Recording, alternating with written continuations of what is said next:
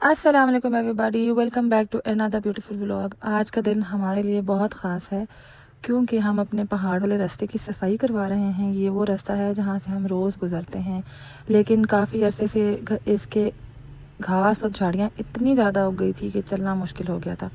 اس لیے ہم نے سوچا کہ آج اس کام کو مزید ڈیلے نہیں کرنا چاہیے۔ صفائی صرف دیکھنے کے لیے نہیں ہوتی بلکہ اپنی اور اپنے گھر والوں کی حفاظت کے لیے بھی ہوتی ہے، بہت ضروری ہوتی ہے۔ جب راستے صاف ہوتے ہیں تو چلنا اتنا آسان ہو جاتا ہے اور آس پاس کا ماحول بھی بہت خوبصورت لگتا ہے۔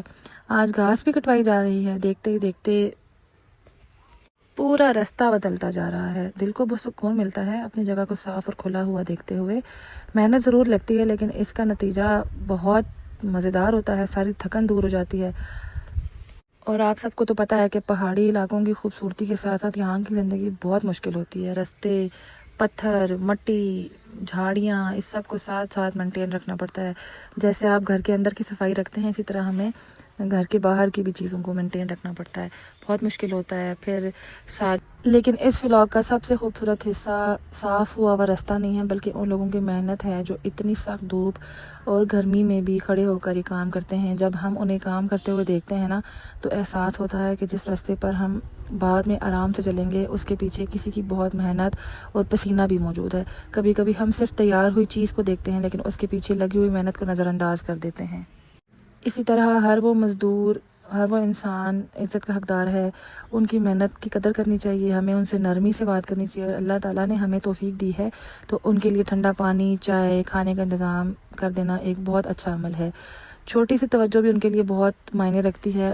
آج انہیں کام کرتے دیکھ کر مجھے یہ احساس ہوا کہ روزی کمانے والا اپنی پوری کوشش کرتا ہے، ہمیں چاہیے کہ ہم ان کی محنت کی عزت کریں اور ان کے حق کا خیال رکھیں، اور ہم سب کو اللہ تعالیٰ رزق حلال کمانے کی توفیق دے۔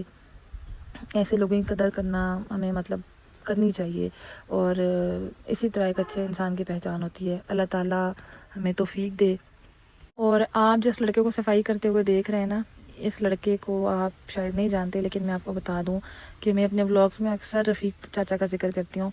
وہ ہمارے بہت ہی پرانے اور بہت ہی ایماندار ہاؤس ہیلپ میں سے ایک تھے۔ یہ ان کا بیٹا ہے، اس کا نام ہے نزاکت۔